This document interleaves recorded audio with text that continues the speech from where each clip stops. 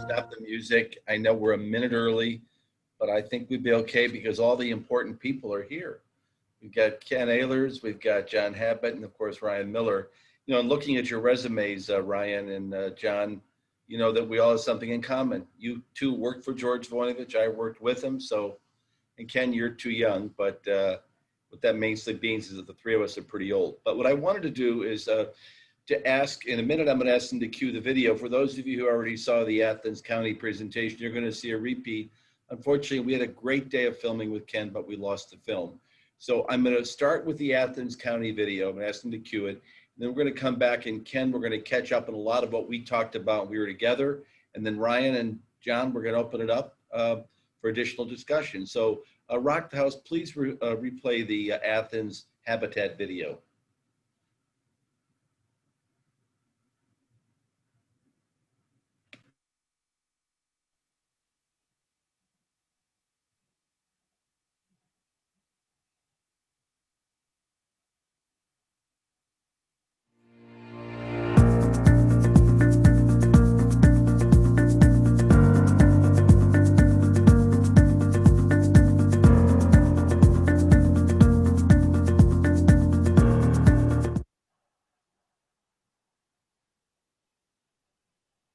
To see it come down for the obvious reasons, right? I mean, this is a place where I understand from talking to the neighbor that rodents have gathered here, and they had to put up a fence to keep their kids out of the yard, and the hope is...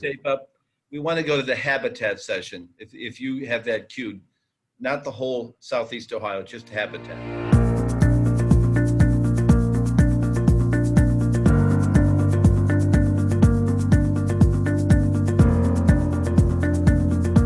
The land bank, when it got started, really did a lot of focusing in on areas within Athens County. One of those was Gloucester, and we were able to get this house tore down in partnership with the land bank and be able to build a habitat house on it. So what you see in front of you right now is the new house. 10 Barber is going to look different than what it did before, but look a lot better than what it did before.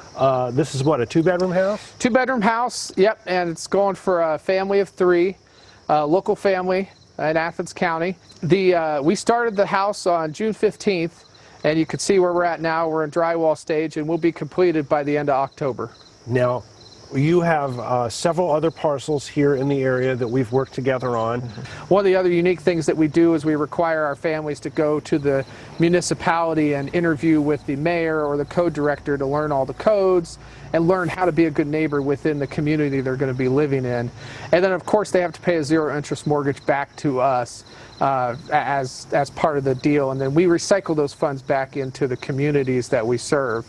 And so families have to make between 30% and 60% of the area median income. So for right now in Athens County, for a family of four, that's between $17,000 and $35,000 a year. Gotcha. And still, with all of that, significant blowback sometimes from the neighbors when they see the Habitat project is going to be in their neighborhood. There's a lot of misconceptions about Habitat, but the truth about Habitat is that our homeowners' delinquency rates are much less than, it's lower than 1%.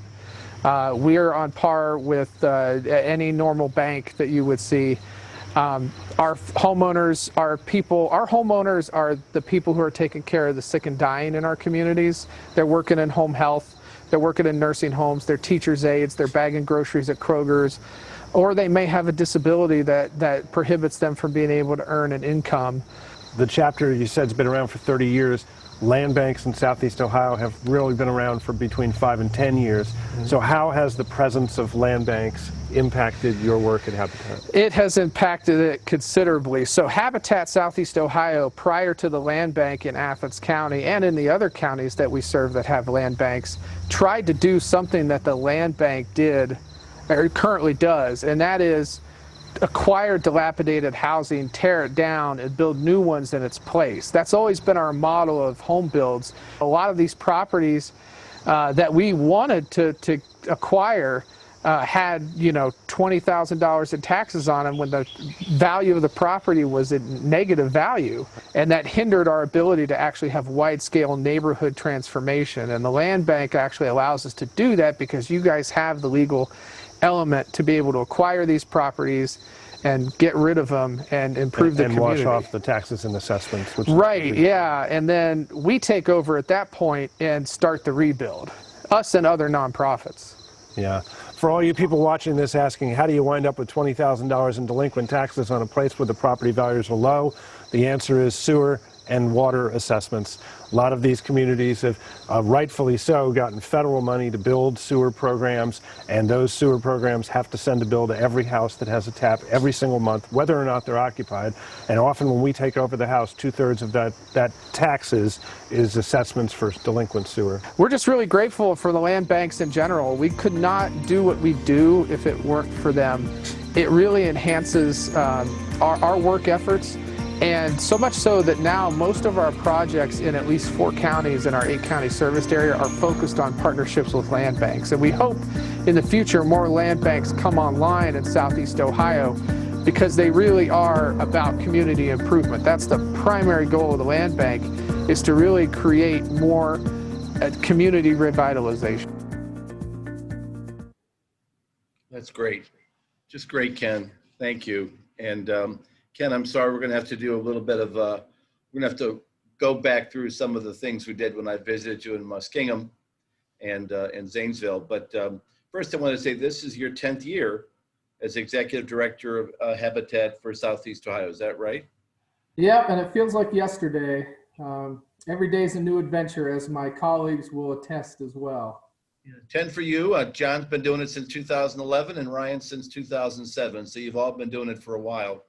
And I was going to ask you, I know there's 51 or 52 affiliates. We'll get into that with Ryan in the state. How is it this one became an 8-county configuration? It's a good question. So our affiliate originally started out as Athens County Habitat for Humanity, based in Athens County. And the affiliates around us were all independently owned and operated, much like Athens County was. And we all got together because we all had unique challenges in Southeast Ohio. In the Appalachian counties, only about 4% of the private foundation money in the state of Ohio goes to the 32 Appalachian counties. So we kind of had to have the deck stacked against us. Would you repeat that? 4%? Yeah, about 4%, 4 to 6% of the private foundation monies go to the 32 Appalachian counties. The rest goes to the other counties. That's an astonishing low number. Yeah, and so we kind of have the deck stacked against us, that and the wages here are lower than what would be in the suburbs and also in the larger metropolitan areas. And so we all got together and decided that working together was going to be better than each of us competing against each other for funding. And so initially we merged together, we consolidated 6 counties, and that was Athens, Hocking, Perry, Meigs, Morgan, and Noble counties. And then 2 years later, we added Muskingum County. And this January 2020, we added Fairfield County into our service area as well, as that affiliate decided to come under our umbrella. And like I tell my board and I tell my community, this is it for us. We're not expanding anywhere past these 8 counties. Habitat, the Habitat EDs in Ohio often think I'm trying to build an empire in Southeast Ohio, but this is going to be it for our expansion because we got a lot of work to do in our service area. Ken, how do your counties differ in approaches? Some must have more in the way of resources than others. I know you've got Athens, you live in Athens, as was pointed out by Rick Wasserman. There's a fair degree of affluence in the city, but you've got some other counties that are very poor, where the little cities of the Black Diamonds grew and of course prospered at one time and now are not prospering. How do your approaches differ county by county? Well, one of the best things about Southeast Ohio, often Appalachia, Ohio is viewed as kind of a poor area, and we are poor, but there's a lot of power in the community in each of our counties. And one of the unique things about Southeast Ohio is most of our counties are rural, and therefore every county has its own culture. So like you said, there's a different adjustment that we need to make in every county to the way that we do projects and the way that we view partnerships. And some of those partnerships look like partnerships with career centers. Some of them look like partnerships with faith-based initiatives. And some of them look like partnerships with land banks, and some of them primarily focus on home ownership, some focus on home repair. It's really quite different based on what the community could bring to the table and what we can bring to the table so we can work together to solve issues. So you began in 2010 as director, and in 2010, if I look at that county map behind me of all the land banks, you had no land banks in any of the areas you represented. So I guess my question is, how did you deal with these communities before land banks? You talked about it a little in the video. How has it changed the way you do business? Yeah, so our strategy was very much, we looked around us and there was just an incredible amount of dilapidated homes in Southeast Ohio. Our housing stock in Southeast Ohio is some of the oldest in Ohio, because this is where Ohio was founded, was in Southeast Ohio. And so we kind of set off to initially, before the land banks, to kind of do what the land banks do. We try to acquire dilapidated properties and through donation or through purchase, pay off the taxes if we could, if they were small, and tear down the houses and build on them. But what we found was that it was a challenge, because a lot of times either the houses were too far gone tax-wise for us to be able to afford to pay off that debt, or we just couldn't find the owners and couldn't get clean title. And so the land banks have those tools that are available to us. And I was actually doing some calculation over the last 3 years. Over 50% of the houses that we have built have been on land bank properties. And next year, of the 6 houses we have scheduled to be built, only one of them is not going to be on a land bank donated property next year. What now? You're talking about 6 new builds. Do you do, and I'm going to talk to John about this in a minute, because he's been involved in the rehab of some properties that have been obtained through the land bank, but how many rehabs have you done? Because clearly land banks have access to all these vacant and abandoned structures. Is your model still primarily called for new, or are you rehabbing some old? So we're working on primarily new right now, but we're actually going to be starting a new initiative at Habitat Southeast Ohio, a social enterprise that's focused on rehab and resale that we'll be launching next year. And we see the land banks as a very viable partner in that, so that we can add that rehab program to our current slate of programs that we offer in Southeast Ohio. One of the barriers that we've had in order to start a rehab program has been access to rehabable houses, and the land bank allows that for us. So that's something that we're looking at right now to start. Now, in Muskingum County, we had a number of interesting visits. One of them was to a large field the size of a football field. And you have how many new homes on that? Right now we have 4. We have one that's being built at the Career Center, which will be number 5, which I'm sure we're going to talk about. And then we'll have 2 additional houses that'll go there. And that's a complete transformation of that neighborhood. It has tripled the home ownership rate on that street. And it's really going to be a sight to see once it's done. It's when we started out there, it was a blighted community, heavily trafficked, heavily cops visited it daily because of issues. Kids weren't playing on the street. And now 4 houses in, soon to be 5, we've got kids out on the street playing. People are engaged. Neighbors talk to neighbors. We have some really good partnerships happening. And that would not have happened if it were not for the Muskingum County Land Reutilization Corporation and their donation of that large piece of property there on Meade Street in Zanesville. And I don't want to get into the politics of it, but for those who follow the land bank movement in Ohio, we're at 60 now, but there were some shifting plates in Muskingum County. If I'm not mistaken, there was possibly an attempt to shut the land bank down, but to your credit and others, you spoke up, and the land bank has been saved, and you're going to continue to use the land bank as a tool there.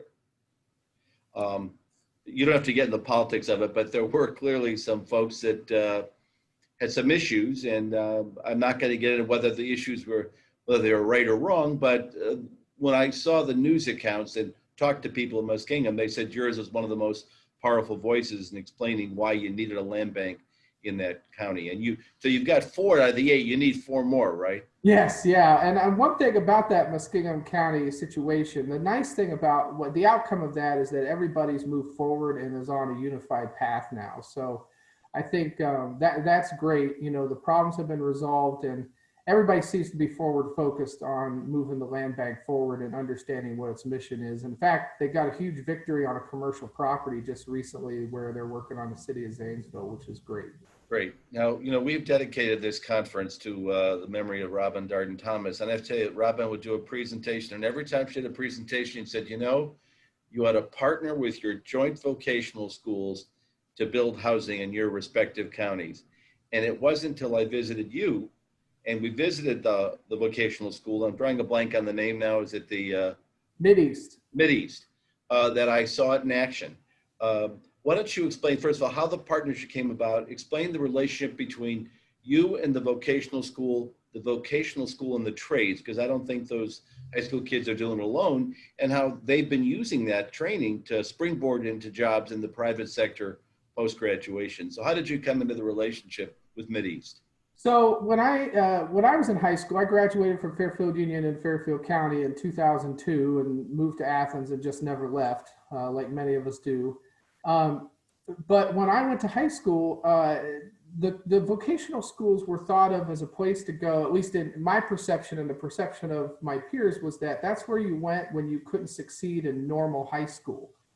And that's just simply not the case. And, you know, we found that out, you know, unfortunately too late for us because, you know, we had graduated by then. But the trades are important, and we knew that going in to the expansion that we wanted of Habitat into Habitat Southeast Ohio, that we wanted to figure out a way to partner with career centers, both at the high school level and at the college level. And Mideast was actually one of the first partners we looked at. They had a desire to build houses and offer those as labs, but they had no way of doing it because they couldn't find contractors or private individuals who were willing to have the career center build houses because they had to be built at the career center.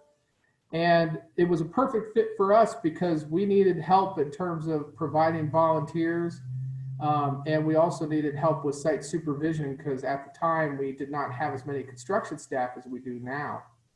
And we worked together and figured out a way to make it work. And so now at the Zanesville facility, there's actually a house being built. This is the third one that the Zanesville Mideast Career Center has built, where the house is built like a unit-built house at the Career Center during the school year. It's built to about 85% completion. We then move the house on to its permanent location, slide it onto the foundation, and finish it with volunteers on site. And that vocational school partnership has expanded to also include Morgan County High School Career Construction Trades Program, as well as the Mideast Career Center in Buffalo, which is just south of Cambridge in Guernsey County at the Guernsey-Noble border. And we soon hope to have a partnership with Fairfield Eastland Career Center as well, as we work to increase the number of projects that we're doing in Fairfield County moving forward. And the construction trades program is one of the more popular ones at the Career Center. And there's a huge need for contractors. I think I joked in the video that when I go to a lot of these contractor trainings and certifications, those that I have to go to, I feel like I'm the only one that doesn't have gray hair. And that's true because a lot of young people are not getting into the construction trades. They're preferring to go to college and get a degree, but then they come out of that with a ton of debt. And the example I use is no job. Yeah. My brother works in the electrical trades and makes more than I do, and he has no debt, and he's younger, and I'm jealous because of it. But he loves what he does for a living and is doing a very good job. So much so that he actually wires Habitat houses for us from time to time.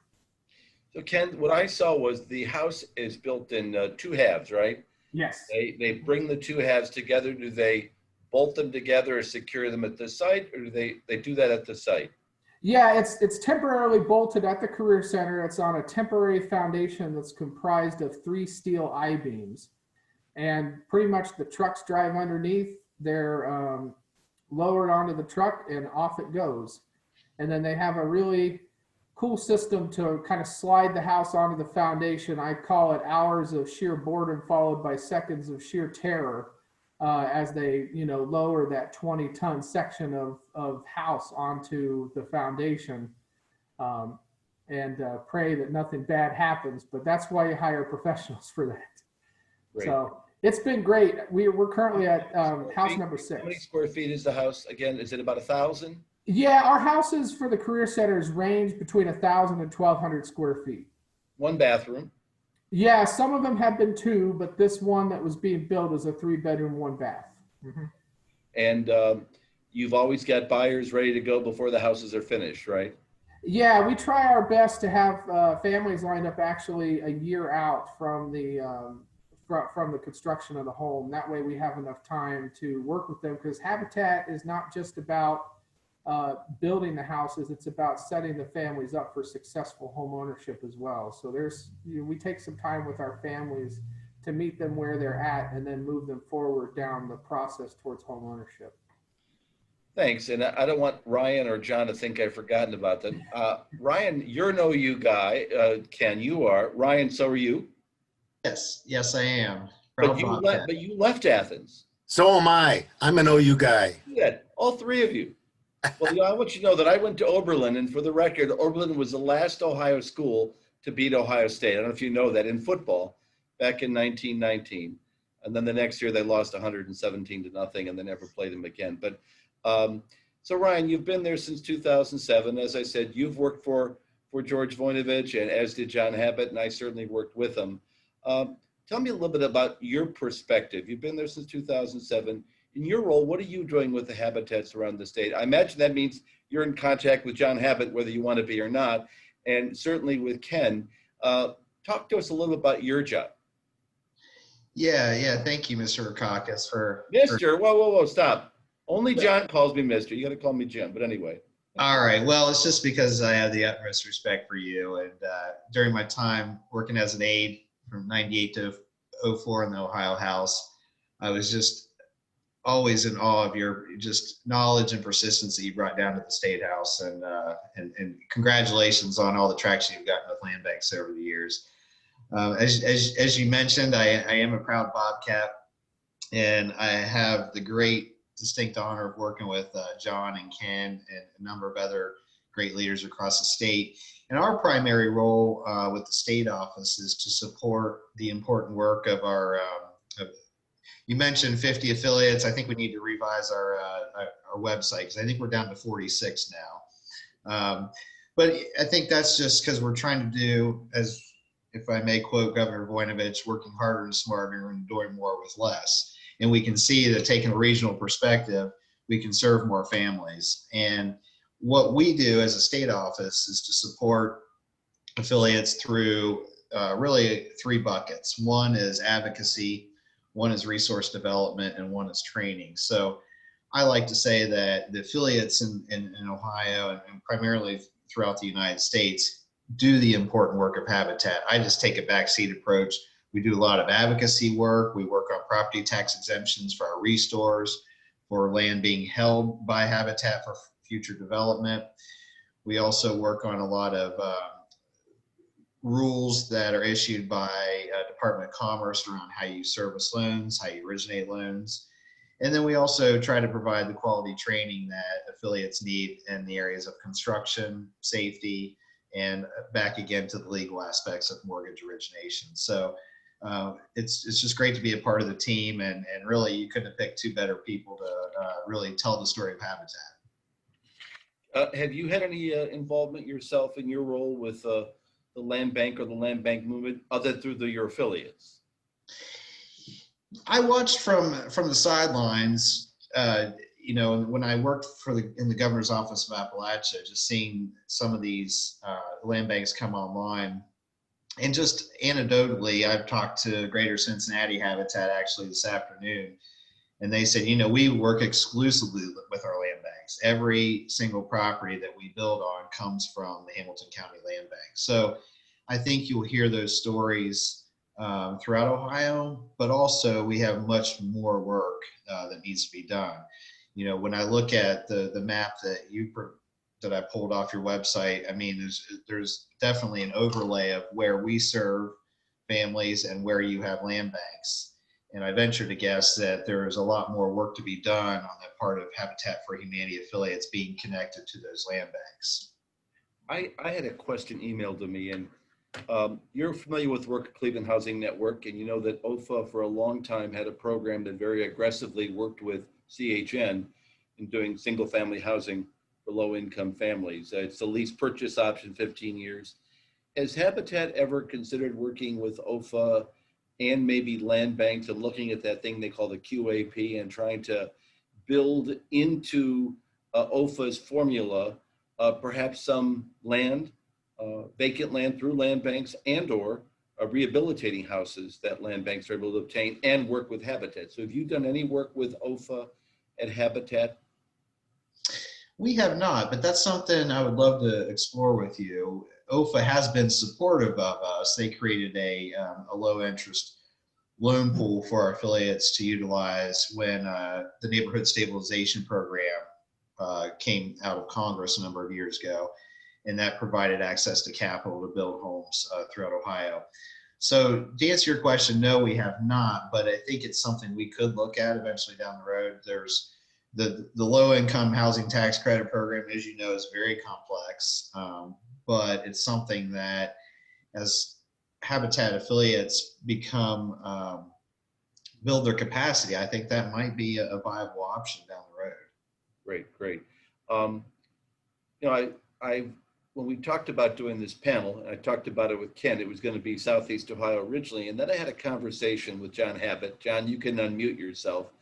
John was approached by, first of all, I've been familiar with the work that John's been doing in Cleveland because I was heavily involved with the land bank in Cuyahoga County, and I know how much they were doing with him. And Cleveland Magazine approached him, or so John told me, and they're preparing to do a story on Habitat. And John, I hope I'm not stealing your thunder here, but you said to Cleveland Magazine, I'll do the story about Habitat in Cleveland, but only if you talk about the work of the Cuyahoga County Land Bank. So John, talk to us about your relationship with them. Give us some numbers. How many houses have you done? How many through the land bank? And how's the land bank made you look good, John? Oh, well, thank you. And well, they got a lot. If they're trying to make me look good, they got a high bar there. So thank you for your efforts and keep them up. Hi, Brian and Ken and Jim, of course. And just a little history. My involvement with land banks goes actually to working with your predecessor, Frank Gall, and a real estate lawyer named Randy Cole from Jones Day. And it was sort of the earliest piece of legislation you had to get done. Really, it wasn't the forerunner, but it was sort of like one of the stepping stones to the land bank movement. And Frank Gall, who was the county treasurer at the time, called his buddy Vern Reif.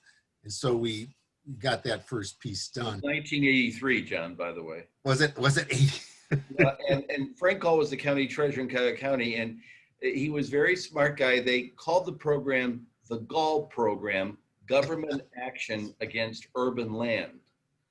When I became treasurer, I said, if you can come up with a program that has my name as the acronym, guaranteed income, guaranteed raise and promotion, I never could do it. But anyway, go ahead. I'd like to try that some other time. And my comment, I want to comment a little about OFA, great organization. I wish they'd do a little bit more for affordable home ownership day one.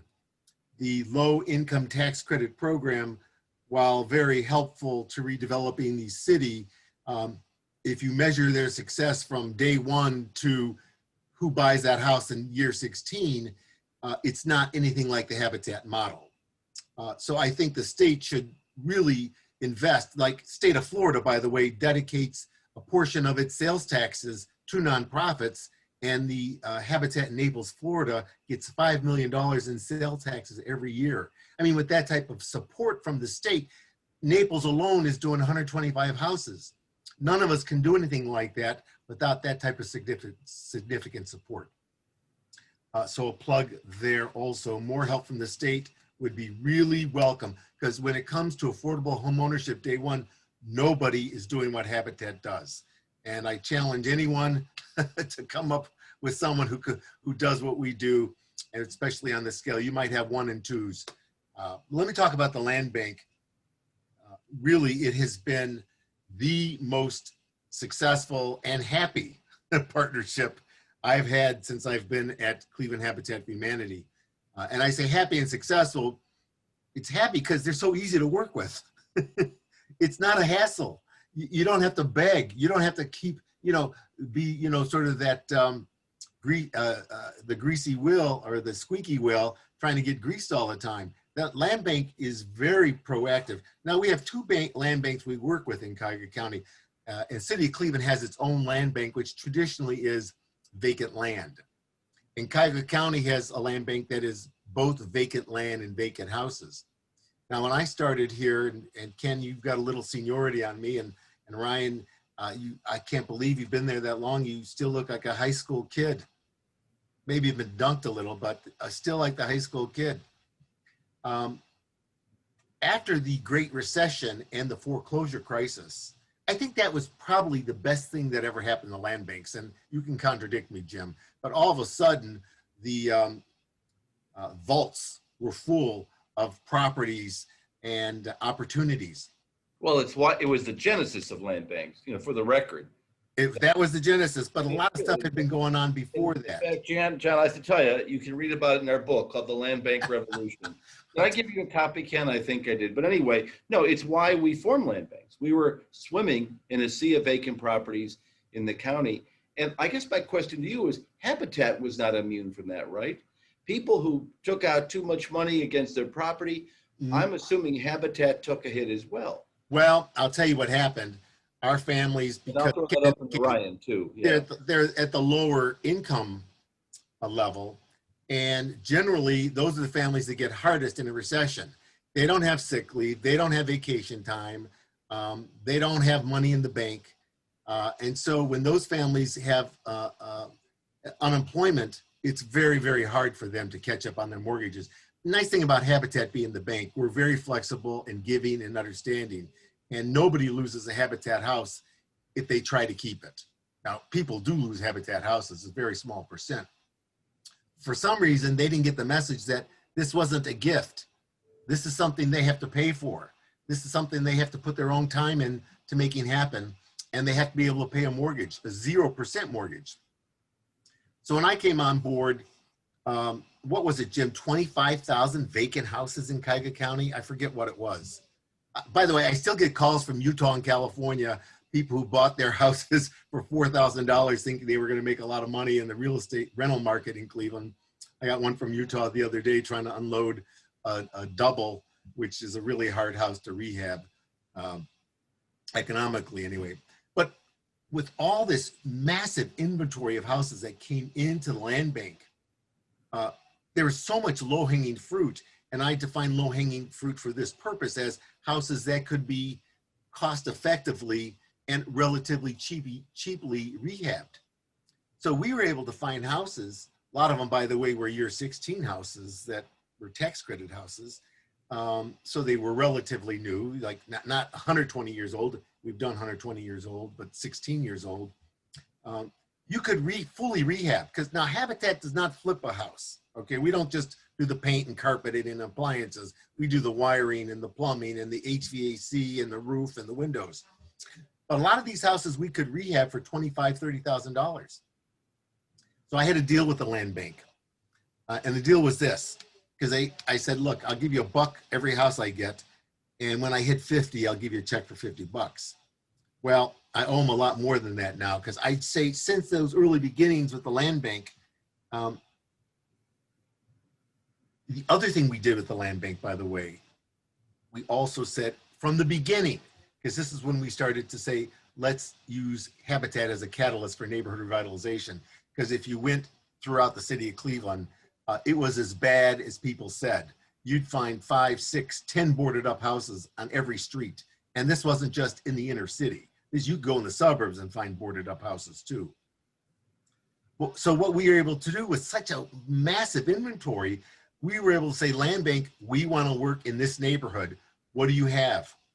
And we were able to find properties that coincided with a revitalization strategy for that specific neighborhood. So we received, I think since I've been there, I've done 175 houses, and only recently did we start building new ones. We're still rehabbing houses. By the way, Habitat houses we received from the land bank this year, we're rehabbing, but we're also receiving vacant parcels from the county land bank now too. So while we're getting them from the city, we're also finding out on the same streets, city might have some lots, the land bank may have some empty lots too. And what happened is the Western Reserve Land Conservancy went in these neighborhoods. One particular one I'm thinking, they were there before 2014 and 13. Well, citywide, they did this inventory of houses, okay? And in doing that inventory, they also identified what should come down. Now, a lot of money was being spent on demolition back in those days. Some would say not enough, but there was a lot of money floating around. So what happened is the land bank would go into those neighborhoods, demolish those properties, and by the way, backfill them correctly. Because you can go to some of these torn down houses backfilled, it's awful. What you find is the rubble from the previous house, which is not how they're supposed to be. They're doing it now, by the way. But the land bank did it correctly from the beginning. Okay, so I don't want to make anyone confused. But John, but you also, I know because of the Mount Pleasant work, you also worked hand in glove with them in cases where you could not rehab a property. I remember one street not far from the St. Luke's complex where it was the presence of dilapidated, rundown houses on a street where you were rehabilitating houses that prevented you from, in fact, selling that house. Because people, I remember one in particular where you had a family prepared to go and they saw the house and they said, I'm not taking it because of that burned out shell next door, right? So yeah. You had that happen as well. A lot of our families did, we assured them they would be done, the houses would come down. But yeah, absolutely, when you have that type of junk, particularly, we've had some where they were next door, empty vacant houses, and you know what is attracted to empty vacant houses, rats on 4 legs and some on 2 as well. So it was a real negative in terms of getting families to buy into a vision for a revitalized neighborhood. So I would say of the 175 houses I've done since I've been there, about 150 or so have been attained from the county land bank. That's massive. And most of these have been in target neighborhoods. And now we're also getting vacant parcels from them in those same neighborhoods. So we're building our new houses next to houses that we rehabbed that we obtained through the land bank. You know, the land bank is evolving. I think our land bank here is really trying to be the most aggressive, progressive that it can be in responding to the unique challenges of the inner city. And now they have some funding to also not only provide the empty house, but also give you some seed money to get started on that house or that new house for that vacant land. So the land bank is evolving, trying to anticipate our needs. And if it doesn't anticipate them, it figures it out and then responds in kind. So it really has been the best partnership I've had in the city, in this county, doing the work, and they've helped us catalyze revitalization in several neighborhoods. And by the way, we're in one of those neighborhoods. I always like data that we don't produce because, you know, it would be self-serving if I produced it to tell you the following story. But where we take a presence in our neighborhoods, if anyone's ever seen these heat maps that the crime bureaus generate for neighborhoods by neighborhood and zip code and that stuff, well, we've seen where we've been in a neighborhood, the crime dissipates and the heat turns from bright red to orange or yellow even. Now, I haven't seen any without any, but again, you're in the inner city. So the land bank, when you think of it, it's helping us provide affordable home ownership to families who really have no other option. It's helping us, it's as a partner in catalyzing revitalization in the inner city.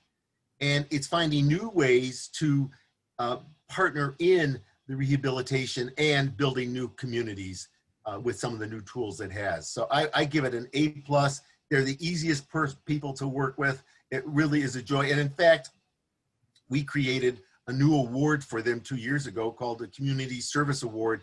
We never gave it to anyone before, and we created it, and we wanted it to do that to honor the county land bank. And we feel very, very strongly about them. I just received a comment I want to share with you. It says, it's from a Cleveland City Councilman, Anthony Brancatelli. He says, I can attest firsthand that having Habitat for Humanity adopt an entire street in partnership with the Cuyahoga County Land Bank, the local CDC, and the city of Cleveland has been transformational. It's called Clement Avenue, he said, in 44105.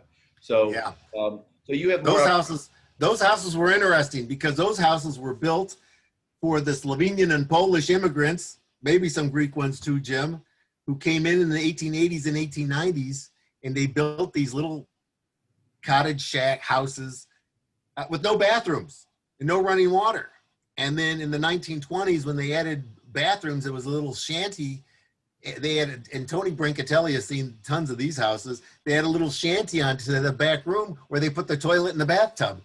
So when we come in, then of course they end up with sometimes 2 bathrooms, and it's no longer. We tear down the shanty, and yeah, that Clement Avenue was our first project, and Tony was Councilman Brancatelli. Tony, I love you, man. You do so much great stuff. You've been such a great partner. Well, Ryan and Ken, I don't know if you've had any reason. All have been busy today, and you were not on a session. We had a session this morning with Mahoning and Trumbull County, where the land banks there have done phenomenal work, talking about the Youngstown Neighborhood Development Corporation under Ian Beniston and Matt Martin and the Trumbull Neighborhood Partners. But we had a great guest at the end of the session. Governor DeWine came on, and he spent about 10 minutes with us. We went back and forth. We talked about a lot of things, and it happens to be in Warren, Ohio, that they've got a significant problem with a multi-million-dollar demolition bill, an old hospital that has been called St. Joe's. It's been a real problem for the people in that neighborhood. But the governor reiterated his support today for land banks. You know, it was his money back in 2012 through the robo-signing settlement that kicked off almost 15,000 unoccupied structures being demolished through the Attorney General's settlement. But I raise all that as background because I really believe that land banks should be talking to you, Ryan, and to all of your affiliate members. I quoted the website, not 51, 46. Must be because Ken merged them together. But we ought to be talking about legislative action. And, you know, COVID obviously has created some issues for us, as you know. But I think there's the confluence of a lot of streets here. It's need to provide supportive housing. It is the fact that land banks have product. And I think there's a desire more and more as we pivot away from the worst homes that we've been taking down. We're now seeing some homes that we just wish we could save. And maybe in talking to the governor and his folks and putting together a partnership, we can find ways to save some of those. So something to think about. Ryan, you want to step up into there? Yeah, absolutely. And I think, Jim, that's an excellent point. The land banks need to be talking to Habitat affiliate leaders, but on the flip side of it, we need to be doing a more proactive effort on our part to be reaching out to land banks. And that's where I can help connect the dots with some of the local county land banks and our affiliate leaders. And I also want to continue this dialogue well beyond this Zoom call today to see how we can partner on advocacy efforts as we look at the next General Assembly and prepare strategically for legislative issues that, you know, we can help carry the flag on some of the issues that are ultimately going to help serve more families. And that's what your membership is about, and that's what we're all about. And I think too, one thing we found with our families, and John and Ken can speak to this much better than I can, but primarily in rural counties, we have very small affiliates that are building maybe one home a year, one home every other year, which I don't devalue that contribution statewide at all. We build collectively about 100 homes here in the state of Ohio. John, he's the rehab of homes champ in the state and has been for some time. And then we do about 375 repairs every year as well. But my point is, we have a lot of large urban or regional affiliates such as Ken that produce most of the Habitat homes, most of those 100 homes in Ohio. But when we look at the number of homes that are being produced, I think there's a great opportunity for our rural affiliates to expand their work, serve more families, and I think land banks is an excellent way to do that. One thing we found during the pandemic is that our families are much more resilient than sometimes we thought they may have been going into the pandemic. At the end of the day, a mother and a father, or a grandmother that's raising their grandchildren, they want a safe place to lay their heads at night. And that is what it all comes down to. It's not waiting until that perfect lot opens up and there's perfect alignment with the school district they want to live in, or it's only 10 minutes from their job as opposed to 30 minutes from the job. I think we really need to come at this with an open mind and see how we can work hand in glove with local community leaders around this call and really have an impact and really utilize the great framework that you and your colleagues have built. If I might, I wanted to raise this because I think we pointed out earlier that the Great Recession did a lot of damage to Habitat homeowners. You weren't immune from it, right? I remember seeing a number of properties, John, that fell into foreclosure before you took your position. And there's a session tomorrow on COVID-19, what the impact will be on homeowners, what the impact will be on Ohio communities, and how land banks might be proactive. And we had Julia Gordon, who is the president, CEO of the National Community Stabilization Trust, showing us some scary charts today about the spike in delinquencies. And there are a lot of forbearance agreements in place, but that could pretend for not only a spike in delinquencies, but foreclosure actions.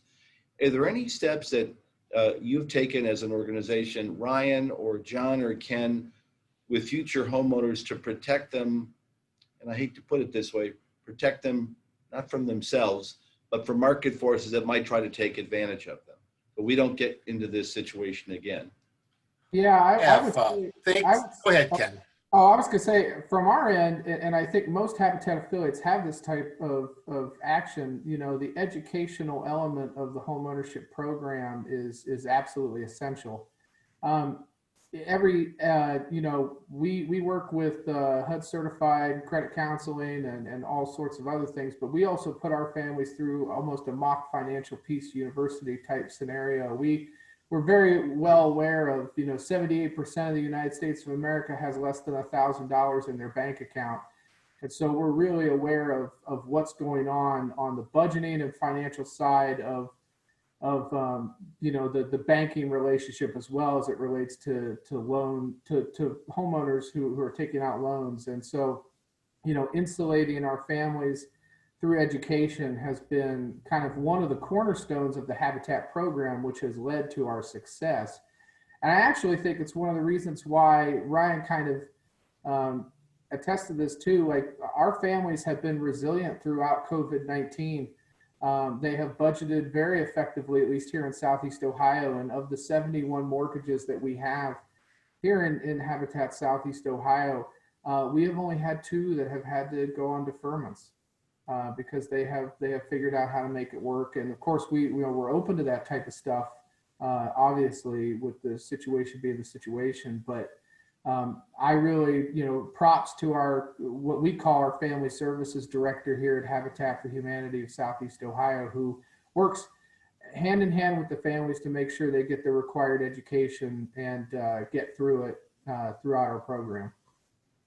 John, how about you up in your part of the world? Well, education really, as Ken said, is a foundation of awareness for our families. We were able to, for this specific situation of COVID, we were able to approach the Cleveland Foundation and St. Luke's Foundation about a fund to help families who were caught in the grips of this. And if they were unable to pay their mortgage, to provide them some stopgap funding, which they would not have to repay, because our families don't have that bank account to fall back on. So, but amazingly, so far, we've only had 2 families use it. So we have this fund then that's available to help families who have some negative effects coming out of the COVID. Now, the other thing that Ken alluded to, which is very interesting about our families, 40% of our families work in healthcare, and those jobs are COVID resistant in terms of they're not shutting down. Okay, I mean, you still need your healthcare providers. So that I think has helped a lot to avoid some of the financial hardship that other people may be incurring. Well, let's, Ryan, let's agree that there are a lot of conversations that have been spurred by today's conference that I think will lead us to additional work, but I'd like to take you up on that challenge, or we'll all take each other up on the challenge, Ken and John, and let's see if we can't work with, as you pointed out, John Habit, just how much more help we need and how much more we could do if we had those resources. We should talk about how we leverage these land banks and look to our partners at the state government, and depending on what happens in November, possibly doing the same thing at the federal level as well. So I know we're a little early, and I'm gonna leave it open to you. I have no other questions from— Can I put a plug in? Sure, John. What I'd like to see happen. Now, remember, I was a lobbyist for 20 years, and most of that was lobbying for the city of Cleveland. Tools they're using now for redevelopment activities. I'd like to put a plug in. I think Ohio needs to step up in a big way and support affordable home ownership for families in that 30 to 60 or 80% AMI. The impact is so significant over multi-generations that it's one of the best investments the state can make with its resources.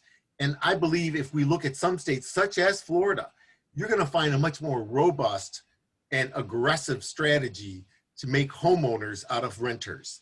And let's face it, hey, renters, great people, right?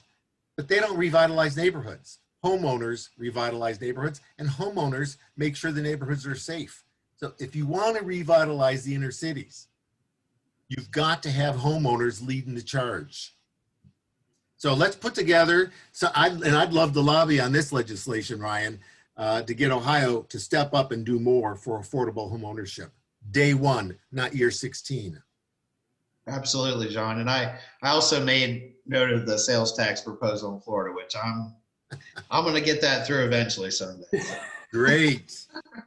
Yeah, I just want to say too, you know, one of the benefits of the Habitat model is that all the Habitat affiliates are locally controlled by their boards. And so you don't have to go up the quote unquote chain of command to reach out to your local Habitat affiliate. And I guarantee you that most Habitat affiliates in Ohio, when approached for this partnership, will look to creative ways to make this happen. You know, one of the benefits, and by all means, have them call me if they want a question. I'm sure John would agree too. We'd be more than happy to take phone calls from other Habitat affiliates about the impact that the land banks have had on us. In fact, when we took Fairfield County, one of the very first things I did was reach out to Michael Caper at the Fairfield County Land Bank. It was like the third thing I did because I knew how important the land bank would be in our growth and in our partnership in Fairfield County. And Ryan, you know, and on that, who do you have in Gallia? I'm down in Gallia a week from tomorrow. Do you know the folks down there? I want to make sure I talk about the importance of Habitat in Gallia. Yeah, there's actually no Habitat affiliate in Gallia County right now. Go to 9 counties. Right, we've got a few counties that don't have it, but we're working. Us and another affiliate based out of West Virginia are working on trying to figure out how to get a group going in Gallia County, in one way, shape, or form. So, yeah, and Karen Sprague down there has been a cheerleader for the Habitat programs, as she has been for the CHIP programs too, for Southeast Ohio. So. Yeah, I mean, and the other thing I wanted to say too is the land bank has been extremely beneficial financially for us. The donated land has brought in $500,000 in investment from outside of Southeast Ohio through competitive grant funding that we've received through Federal Home Loan Bank of Cincinnati. Donated land is 5% It's 5% of the total points you can get for the AHP program. And $500,000 goes a long way in Southeast Ohio towards building 20 houses. And that we've gotten that money because of the donations from the land bank, the land donations in part. And Jim, just a point of reference, we do have coverage of 76 of the 88 counties. And Ken say he's not expanding anymore, but I wouldn't be surprised if he has the 9th county as Gallia. So yeah, we're still looking at that. So You know, the one of the challenges in doing rehabs initially, which is land bank, Habitat's not utilizing that bank, that bank of treasures. Really need to look into that. But we had some resistance from, you know, a lot of our labor is volunteer labor. And these guys were used to building new houses. This is what they did. And they were rather skeptical at first about going into these 120, 130-year-old houses. But after we started doing a dozen or so, they love them because they're all different. Each one's different. It's not like you're building the same house over and over again like our new houses are. Each house was different and they loved doing them.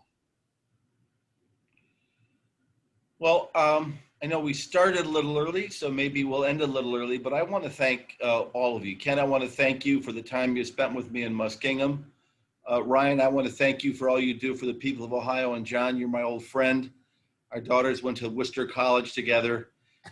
And John, I've known since the early 80s, and I really appreciate the work you do, John, at Habitat. So let's keep talking, and let's see if we can't use this to springboard into some additional action. And to all the folks who are on, and we still have a significant number of people around, our first session begins tomorrow at 9 o'clock, and it's about the COVID-19 crisis. And a lot of work has been done by people as part of this panel to see how land banks can step up and be proactive and not reactive as a result of the COVID-19 crisis. So I want to thank everybody for being One more here. comment, Jim. Yes, sir. One more comment. I think it was very touching and appropriate for the dedication to Robin Thomas. Yeah. So I knew Robin for a long time too, and was so sad to hear of her passing, but I think it's so appropriate to acknowledge her. We miss her every day, John. Yeah. Since you asked one more comment, I'm going to ask one more question of you. How come my hair is gray and yours isn't? Well, Jim, as you know, we're the gray hairs in the room. Right. And I've actually known you How since do you I do think that, John? 80. Let me know what you eat every morning. Thank you, everybody. Thank you. Great panel. Thank you.